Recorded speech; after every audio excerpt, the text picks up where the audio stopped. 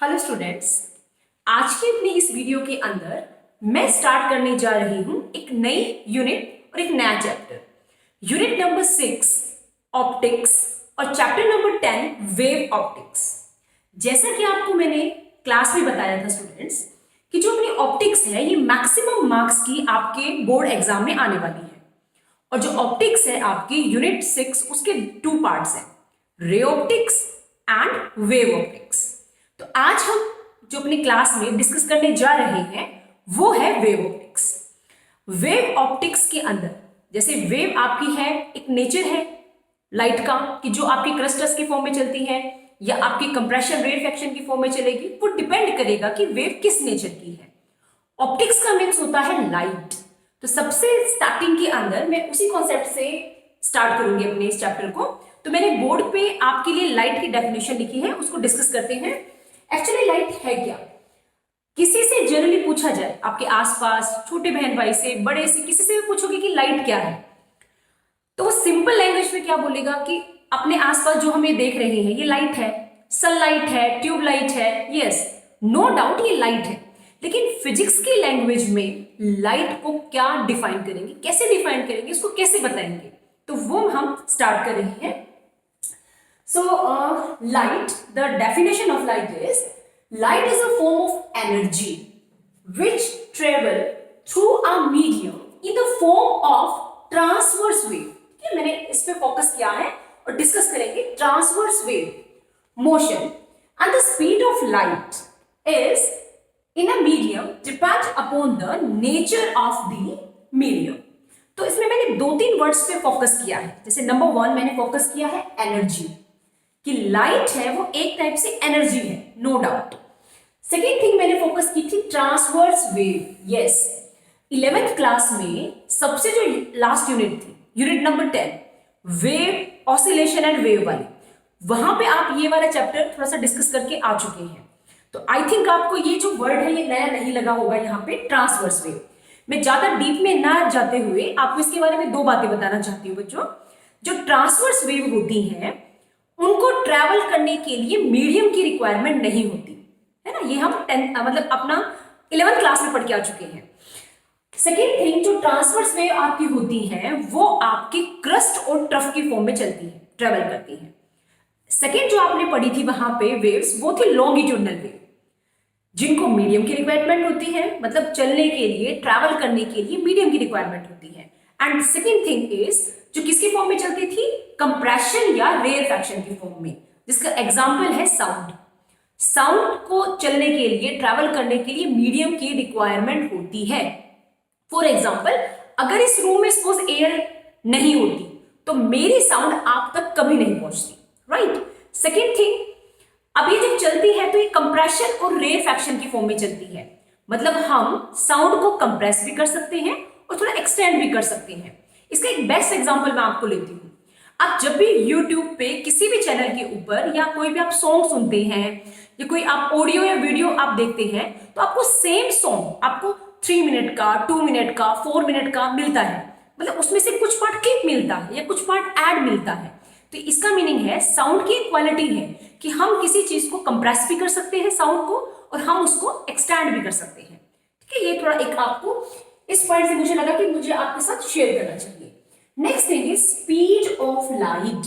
Yes, maximum student का doubt होता है कि मैम स्पीड ऑफ लाइट, जिसको c से रिप्रेजेंट करते हैं और जिसकी वैल्यू 3 × 10⁸ मीटर पर सेकेंड होती है, वो जो स्पीड ऑफ लाइट है क्या वो चेंज होती है मैम? ओके, बिल्कुल एक सिंपल सी बात है, आइडियल केस में स्पीड ऑफ लाइट चेंज नहीं होती, कहीं पे भी नहीं लिखा जाता, उसको बोला जाता है कांस्टेंट। लेकिन जब बुकिश लैंग्वेज में पढ़ेंगे, प्रैक्टिकल लाइफ में आएंगे बेटा जी, तो आपको कई बार देखने को मिलेगा कि जब लाइट आपकी रेयर से डेंसर मीडियम में, कहने का मतलब एक मीडियम से दूसरे मीडियम में जब आपकी ट्रेवल करती है तो उसकी स्पीड में थोड़ा बहुत फर्क आता है, ये प्रैक्टिकली देखा गया है। लेकिन जो आइडियली है, एक्सपेरिमेंटल और आइडियल दो एक अलग अलग केस है। तो आप बुक की लैंग्वेज में कहीं पे अगर ये पढ़ते हैं कि स्पीड ऑफ लाइट एक मीडियम में और दूसरे मीडियम में थोड़ी डिफर है, तो आपको पजल नहीं होना है, क्योंकि प्रैक्टिकल जो चीज होती है बेटा उनके अंदर और जो आइडियल चीज है उनमें थोड़ा सा डिफरेंस होता है। ठीक है, तो अभी जब चैप्टर में और आगे का टॉपिक डिस्कस करेंगे तो मैं वहां पे आपको इसको डिटेल में बताऊंगी। तो आई थिंक आपको लाइट में जो ये कॉन्सेप्ट है ये आपको क्लियर है, क्योंकि डेफिनेशंस होती हैं ये हमें एज इट इज लर्न करनी होती है, लेकिन जो इसकी लैंग्वेज है डेफिनेशंस की वो बुक टू बुक वेरी करती है। अब किसी भी बुक में से आप इसकी डेफिनेशन को लर्न कर सकते हैं जो आपको इजी लगे। मैं ये नहीं कहती कि आप इसी को रटे, इसको याद करें, लेकिन मैंने आपको जस्ट समझाने के लिए इसको बोर्ड पे लिखा है। सेकेंड थिंग इज जो अभी वेव ऑप्टिक्स में ऑप्टिक्स को मैंने पहले डिफाइन किया है, दैट इज लाइट, और वो क्या है।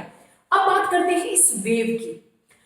तो एक सिंपल सा बेसिक से एग्जांपल लिया जाता है टीचर्स, जो मोस्टली आपको क्लास में लेते हैं, कि सपोज पानी के अंदर कोई पॉन्ड है, उसके अंदर हमने कोई पत्थर फेंका, ठीक, तो उसके अंदर ऐसे लेयर्स बनती हैं, वेव्स बनती हैं आपकी, है ना। तो उनको क्या बोलते हैं, वेव्स में एक सोर्स होता है। जैसे सपोज ये चौक है, ये एक स्टोन था जो आपने पानी में डाला, तो ये सोर्स है, ये आपका कैसा सोर्स है, पॉइंट सोर्स। इसकी वजह से जो साइड में लेयर्स बनी आपकी, तो वो आपकी क्या है, वेव फ्रंट्स है। तो आप 3-4 वर्ड्स पढ़ेंगे बुक में जब आप इस टॉपिक को पढ़ रहे होंगे, वेव, वेवलेट्स, वेव फ्रंट, इस टाइप की चीजें। तो वेव एक्चुअली है क्या, तो वो तो सिंपल है, क्या है, एक फॉर्म ऑफ एनर्जी है।